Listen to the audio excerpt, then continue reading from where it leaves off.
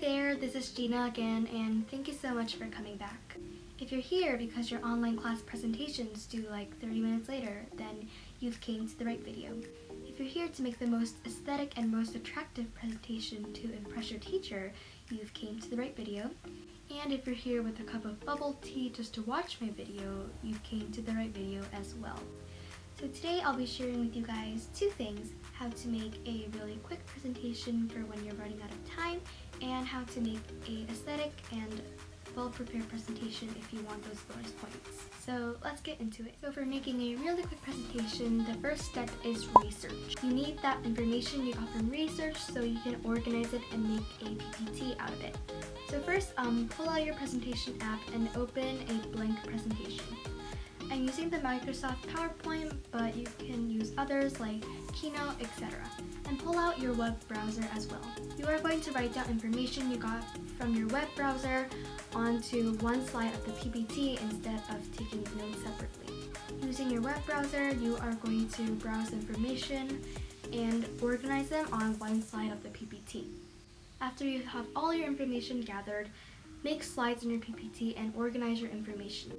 After everything is done, make sure you have a title slide that includes the topic and your name, and a bibliography if it is required. That's actually pretty much it for making a quick PPT.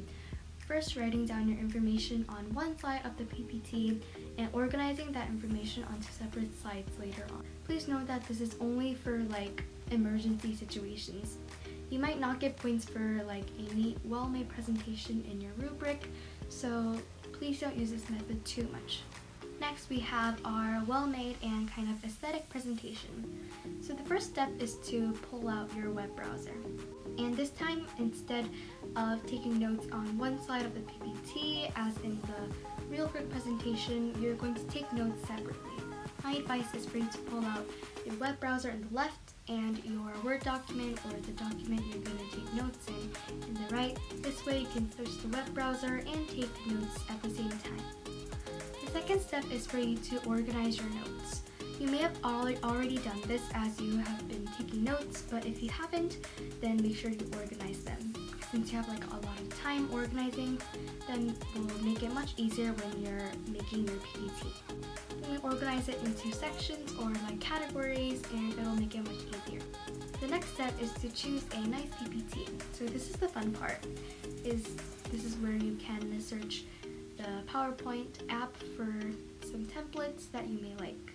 So you may search directly the topic that you're searching for example, like flowers or dogs or different cultures, and you can search them in the template.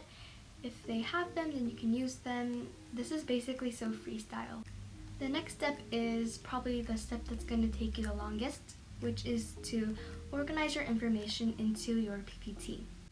So this is basically moving your organized notes into that PPT that you have chose. But organizing your organized notes into your PPT is going to be much easier than to organize jumbled notes into your PPT. That's why organizing your notes is actually really important. So after all your information is in your PPT, then you can really get creative with this step. It's to add pictures, music, transitions, get creative. I really recommend adding pictures and music. They really brighten up the mood.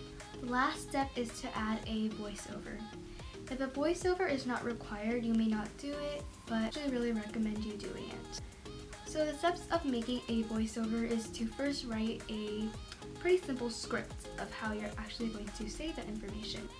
Without a script, actually really saying the voiceover may not be really smooth, and you still want your voiceover to go smoothly, not many ums or ahs, those kind of things. Then I really recommend you using a script, because if you don't, it might take a long time for you to do the voiceover. So that was all for the well-made and aesthetic, that kind of presentation. Shortly, the first step is to pull out your web browser and take notes separately. The second step is to organize your notes. The third step is to choose a nice PPT that may go along with your topic.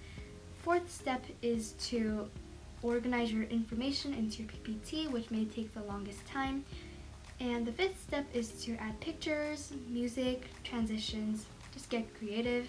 And the last step is to add a voiceover, and that's totally your choice. Right now, you're about to see one of the PPTs that I made that got a very high score. Please use this as an example. Before that, if you haven't, please like and subscribe to my channel. Also, please note that I had to delete the music in my PPT due to copyright issues. I'll link the music down below so you can listen to it and watch my PPT at the same time to get a similar vibe of what the PPT was actually like. This is Gina, and I researched the fashion for the 60s for teenagers. So important things, the pompadour hairstyle. So this hairstyle was named after a woman named Madame de Pompadour, and it was popular from the 1680s to even now. And this hairstyle was only worn by women until the 50s, when men also started wearing it. And the madras is a lightweight fabric with a typically patterned texture and plaid design. Plaid is this vertical and horizontal lines going through together. And they're usually used for summer clothes because they're thin. And its name comes from a city in India. For girls, for the school uniforms, girls usually wore plaid skirts or plaid dresses, and they also wore blouses for tops. Pants like jeans weren't allowed, and shoes needed to be solid, and there shouldn't be sandals. For social event outfits, girls usually wore dresses or skirts knee length. And see here, flower power. This had to do with the opinions of teenager girls. They were like, we want to create our own teenage girl style, not just follow our parents or adults. So flowered patterns were really famous among teenage girls. For pants, bell bottoms, and culottes here, they were a signature of the 1960s for women and teenagers.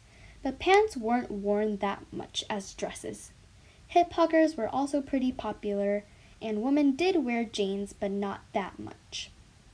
For hairstyles, braids, and pigtails, hair worn loose and curled at the back, these were pretty popular in the 60s, and just ponytails. For accessories, women didn't wear hats or gloves that much, but they did wear sometimes, and flower jewelry was really famous among the teenagers. Now for the guys. For school uniforms, guys usually wore dress pants or slacks, and they usually wore collared shirts or button-down shirts. And shoes also needed to be solid, no sandals. There shouldn't be long hair for boys, and there shouldn't be any jewelry except 1 or 2 rings. And most of the boys carried pocket knives. And for casual outfits, jeans and dungarees, these are dungarees, they are pretty famous. Button-down shirts and vests, and just casual sweatshirts. For accessories, men didn't wear hats that much either, but they did wear them sometimes, and skinny ties were famous among teenagers. For hairstyles, short and curly hair, or bangs, or just short hair, there were a lot of variety of hairstyle. Alright guys, that's all I got for you today. Please like, subscribe, and share. And please comment down below any video recommendations or other tips for making PPTs that you may have. I'll see you guys next time. Bye!